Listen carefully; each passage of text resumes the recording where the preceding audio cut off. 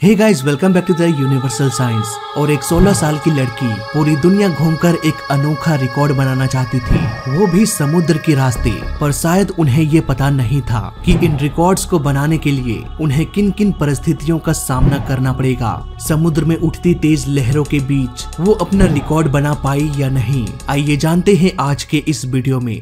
18 मई 1993 Australia के gold coast में Roger Watson और जूली वाटसन के घर में एक नन्ही सी बच्ची का जन्म हुआ, जिसका नाम रखा गया जेसिका वाटसन। ये वही देश है जो वाटर स्पोर्ट्स के लिए पूरी दुनिया में फेमस है। जेसिका के माता पिता घूमने फिरने के काफी अधिक शौकीन थे, इसलिए स्टार्टिंग से ही उनके पेरेंट्स अपने बच्चों को अलग अलग जगह घुमाने ले जाया करते थे। इसी घूमने फिरने के दौरान जेसिका को समुद्र से इतना लगाव हो चुका था कि वो महज 11 साल की उम्र में ही नाव चलाना सीख गई थी। और तभी से उसने सोच लिया था कि वो एक ना एक दिन पूरी दुनिया समुद्र के रास्ते से घूमेगी। लेकिन उसे ये भी अंदाजा था कि ऐसा करने के लिए उसे बहुत अधिक तैयारी करने की जरूरत पड़ेगी, इसलिए उन्होंने अभी से ही तैयारियां करनी शुरू कर दी। वो समुद्र से जुड़े हर एक जानकारी जुटाने लगी, कैसे समुद्र में सरवाइव किया जाए, अकेले समुद्र में अगर फंस जाए तो खुद को कैसे बचाया जाए। इन सभी चीजों को वो काफी गहराई से सीखने लगी। कुछ सालों बाद जब वो 16 साल की हो गई,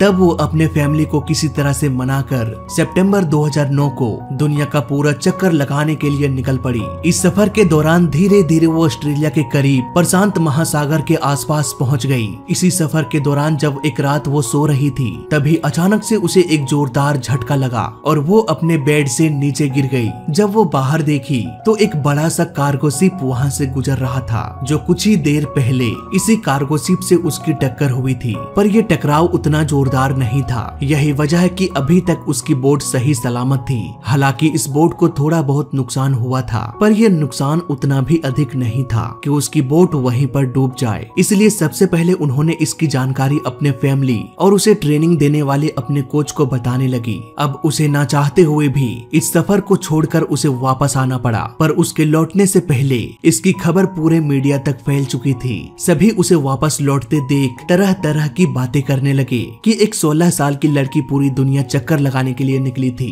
जहां बड़े बड़े अनुभवी लोगों को समुद्र के ऊंची ऊंची लहरों को देखकर पसीने छूट जाते हैं, तो भला एक 16 साल की लड़की इन लहरों को चुनौती देने चली थी। पर ये उसका फाइनल सफर नहीं था, ये तो बस एक ट्रायल था। मीडिया अलग अलग तरह की बातें करने लगी कि अगर ट्रायल में ये हाल हुआ था, जरा सोचिए कि फाइनल यात्रा में क्या होगा। लेकिन जेसिका के अंदर इतने कम उम्र में पूरी दुनिया का चक्कर लगाने का एक अलग ही जुनून था। बेशक इस हादसे के बाद उसे तरह तरह की बातें सुनने को मिला, इसके बावजूद भी उसके हौसले कम नहीं हुए, बल्कि इस हादसे के बाद उसका हौसला और भी बुलंद हो गया। वो दोबारा ऐसे ही ट्रिप पर जाना चाहती थी। लेकिन इस हादसे के बाद सभी ने उसे चेतावनी दिया कि उसे दोबारा से ऐसी ट्रिप का सोचना भी नहीं चाहिए, क्योंकि इतने कम उम्र में वो पूरी तरह से तैयार नहीं है इस सफर के लिए। लेकिन जेसिका तो ठान चुकी थी कि वो फिर से कोशिश करेगी तो करेगी, वो भी पूरी तैयारी के साथ। कुछ ही दिनों बाद उन्होंने ठीक ऐसे ही ट्रिप का प्लान बनाया,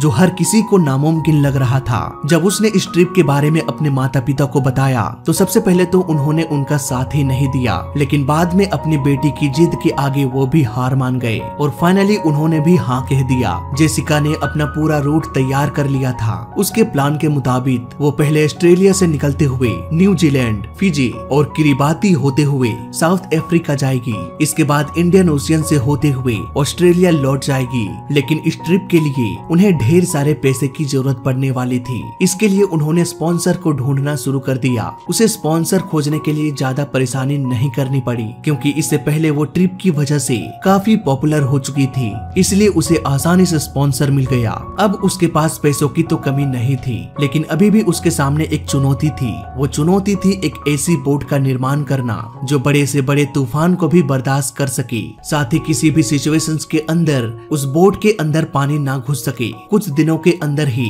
एक ऐसी ही बोट का निर्माण कर लिया गया, जिस पर डबल इंजन लगा हुआ था। सब कुछ तैयार हो जाने के बाद 18 अक्टूबर 2009 को जेसिका 30 मीटर लंबी गुलाबी रंग के बोट को लेकर वो अपने सफर पर निकल पड़ी। उसके इस सफर को पूरी मीडिया में लाइव टेलीकास्ट किया जा रहा था। शुरुआती 3 दिन जेसिका के लिए बहुत आराम आरामदायक था। इस दौरान वो अपने घर से 637 किलोमीटर दूर पैसिफिक ओशियन तक पहुंच चुकी थी। वो अपने इस सफर से बेहद खुश थी क्योंकि जिंदगी का सबसे बड़ा सपना अब पूरा होने वाला था। लेकिन इस सफर की शुरुआत करने से पहले उन्होंने जितना मुश्किल सोच रखा था ये उतना भी मुश्किल नहीं था। बोट पर हर एक दिन बड़े ही आराम से गुजर रहा था। वो इसी दौरान अपना वीडियो बनाती, फोटोज लेती, स्कूल का होमवर्क करती, मछलियां पकड़ती और अपने एक डायरी में हर एक दिन के सफर को नोट कर लेती। इसके साथ ही वो बीच बीच में अपने माता पिता और कोच से भी बातें किया करती थी। इसी तरह समुद्र के बीच रहते हुए अब 12 दिन बीत चुके थे।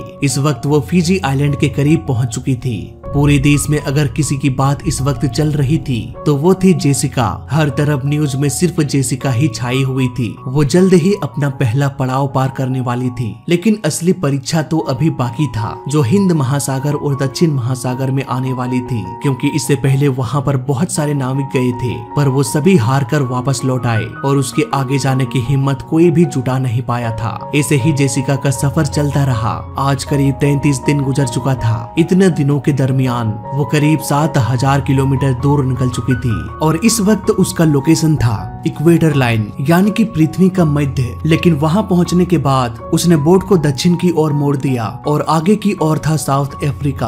आसमान पूरा लाल था। ये लाल रंग इस बात की ओर संकेत कर रही थी कि आगे कोई तूफान आने वाला है। फौरन जेसिका इसके बारे में अपने कोच को बताने लगी। तभी कोच ने कहा कि तूफान काफी बड़ा होने वाला है और तुम दूसरे रास्ते से भी नहीं जा सकती क्योंकि तूफान बड़े ही तेजी से तुम्हारी ओर ही आ रही है। कुछ ही देर बाद तूफान ने दस्तक दिया। समुद्र में ऊंची ऊंची लहरें उठने लगी, तेज बारिश होने लगी। अचानक से एक रॉड उसके सर पर टकराया और वो बेहोश हो गई। जब उसकी नींद खुली तो सुबह हो चुकी थी और तूफान भी थम चुकी थी। किसी तरह से ये तूफान तो गुजर गया, पर क्या ये एकमात्र तूफान था जो आगे अब नहीं आएगा? वेल, समुद्र को कौन जानता है कि वो कब अपना करवट बदल ले। अब सफर पर निकले पूरे 50 दिन बीत चुके थे। अब वो साउथ अफ्रीका के काफी नजदीक पहुंच चुकी थी। इतना कठिन सफर करने के बाद अब जेसिका की बोट भी कमजोर पड़ने लगी थी। वहीं दूसरी ओर उनके माता पिता को भी अब टेंशन हो रही थी। वो लगातार भगवान से प्रार्थना कर रहे थे कि उनकी बेटी सही सलामत जल्द से जल्द वापस घर लौट आए। पर अभी तक जेसिका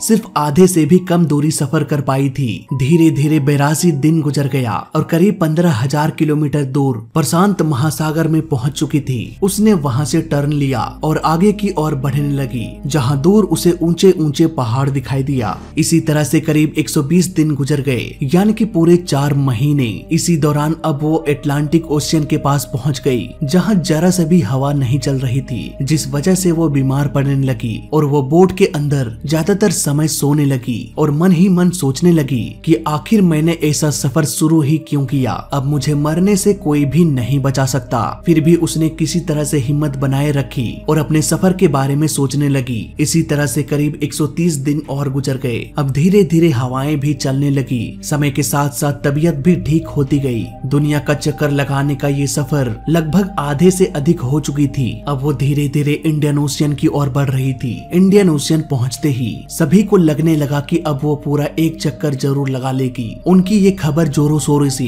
पूरे न्यूज वाले बताने लगे। पूरे 186 दिन सफर करने के बाद वो ऑस्ट्रेलिया के दक्षिण महासागर में पहुंच गई, लेकिन अभी भी उसे अपने डेस्टिनेशन तक पहुंचने के लिए और 4892 किलोमीटर की दूरी तय करना बाकी था। जेसिका ने जब बोट की दीवार को देखा तो उसमें दरारें आ चुकी थी, जो एक खतरे की निशानी थी। किसी तरह से उसने टेप लगा दिया ताकि ये दरारें और अधिक ना फैल जाए। 190 दिन सफर करने के बाद अब उसकी दूरी महज 2400 किलोमीटर बच गई थी। इसी बीच उसे एक भयंकर तूफान दिखाई दिया जो उसी की ओर तेजी से आ रहा था, जिसकी ऊंचाई लगभग 40 फीट ऊपर थी। कुछ ही देर बाद तूफान की वजह से लहरें बोट से टकराने लगी। जेसिका खुद को सुरक्षित रखने के लिए खुद को सोने वाले बेड से बांध दिया ताकि बोट पलट भी जाए तो उससे चोट ना लगे। इसी बीच जो दरारें थी उससे पानी की कुछ बूंदें अंदर आने लगी। ये सब देखकर वो काफी डर गई और अपने घर कांटेक्ट करके इस घटना के बारे में बताने लगी। उन्होंने कहा कि ये लहरें बहुत ही ऊंची है, शायद हो सकता है ये मेरा आखिरी कॉल हो। इतना कहते ही कॉल डिस्कनेक्ट हो गया। कुछ ही देर बाद बोट लहरों के साथ ऊपर उठने लगी। देखते देखते इन लहरों ने बोट को ही पलट के रख दिया। लेकिन इस बोट को इस तरह से बनाया गया था कि किसी भी परिस्थिति में बोट के अंदर पानी नहीं घुस सकता, इसलिए बोट पलट जाने के बावजूद भी वो पूरी तरह से सुरक्षित थी। उधर सभी को लग रहा था कि जेसिका तूफान के बीच मारी गई, लेकिन कुछ ही देर बाद बोट पानी से बाहर निकल गई। पानी से बाहर आते ही जेसिका ने अपने घर कांटेक्ट करके इस सफर के बारे में बताई कि हमने इस तूफान को भी पार कर लिया है। 10 अप्रैल 2010 के दिन जेसिका ऑस्ट्रेलिया इकोनॉमिक जोन में वापस घुस गई। उसने सिडनी की तरफ वापस आना शुरू किया। फाइनली अब वो अपने निर्धारित स्थान पर पहुंचने वाली थी। उसे बस जमीन की तलाश थी। 15 मई 2010 के दिन जेसिका पोर्ट ऑफ सिडनी पहुंची। उसे ये पता नहीं था कि हजारों लोग उसके स्वागत के लिए कितने बेचैन खड़े थे। सभी की नजरें जेसिका का ही इंतजार कर रही थी। प्रेस, मीडिया, यहाँ तक कि उस समय के प्रधानमंत्री भी जेसिका के स्वागत के लिए पहुंचे हुए थे। द गार्डियन रिपोर्ट के मुताबिक जेसिका 7 महीने के इस सफर के बाद लौटी थी। करीब 42,000 किलोमीटर की दूरी तय करके वापस लौटी थी। इस सफर के दौरान उन्होंने छोटे बड़े 7 तूफानों का सामना किया। जेसिका को इस बहादुरी भरे काम के लिए कई सारे अवार्ड से भी सम्मानित किया गया। तो ये थी कहानी जेसिका की। फिलहाल मैं मिलता हूँ किसी और वीडियो में। जय हिंद, वंदे मातरम।